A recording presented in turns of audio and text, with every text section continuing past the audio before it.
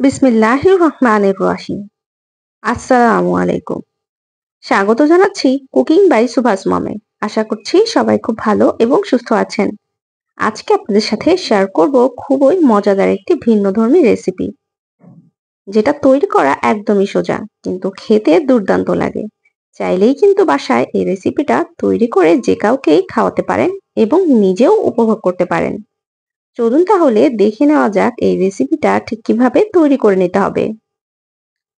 সেজন্য আমি এখানে নিয়ে নিয়েছি 1/3 কাপের মতো ছোট ছোট চিংড়ি মাছ। আপনারা চাইলে বড় চিংড়িটাও ব্যবহার করতে পারেন, তবে খোসাটা ছাড়িয়ে নিতে হবে।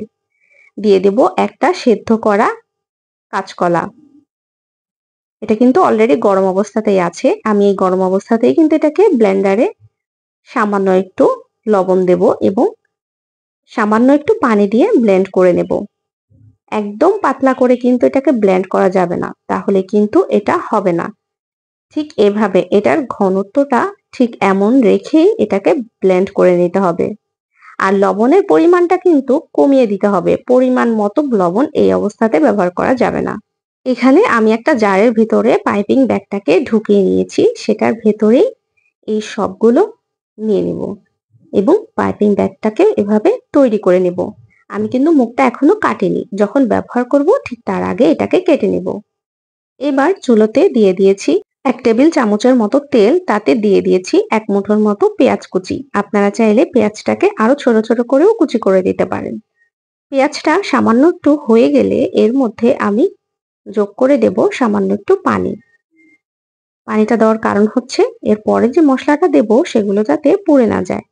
এবার একে একে দিয়ে দেব হাফ চা চামচের মতো রসুন বাটা, হাফ চা চামচের মতো জিরার গুঁড়ো, হাফ চা চামচের মতো হলুদ গুঁড়ো, হাফ চা চামচের মতো মরিচ গুঁড়ো। মরিচটা আপনারা চাইলে কিন্তু কমিয়ে অথবা বাড়িয়েও দিতে পারেন।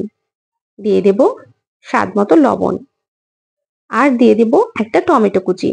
এই সব কিছু এবার একসাথে খুব ভালো করে মিক্স করে নেব এবং কষিয়ে এটাকে রান্না করে নেব।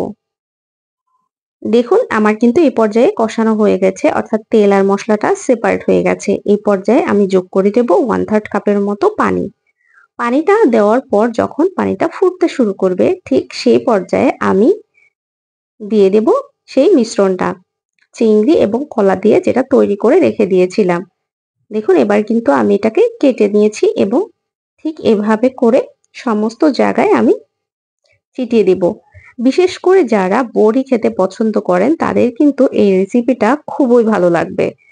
এভাবে একদিন তৈরি করে খেয়ে দেখবেন ঠিক কতটা মজাদার হয়। আমার কিন্তু বাসায় এভাবে তৈরি করে দেওয়ার পর সবাই খুব পছন্দ করেছে। আপনারা চাইলে একদিন ট্রাই করে দেখতে পারেন। আর কম্বিনেশনটাও কিন্তু দারুণ। এবার সবগুলো দিয়ে দেওয়া হয়ে গেলে একটা ঢাকনা দিয়ে ঢেকে দেব। ঢেকে দিয়ে মিনিট 5 মতো রান্না করে নেব। এবার একটু নেড়ে চেড়ে উল্টে দেব। দেখুন এগুলো কিন্তু ভেঙে যাবে না, তারপরেও কিছুটা সাবধানতার সাথেই এটাকে নেড়ে চেড়ে দিবেন। আমার এগুলো প্রায় সবগুলোই উল্টে দেওয়া হয়ে গেছে। আমি আরো মিনিট 2 মতো এটাকে ভেজে নিচ্ছি।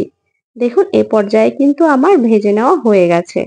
এবার আমি কিন্তু আর বেশি এটাকে ভাজা ভাজা করব না। এটাকে এবার নামিয়ে সার্ভ করে দেব।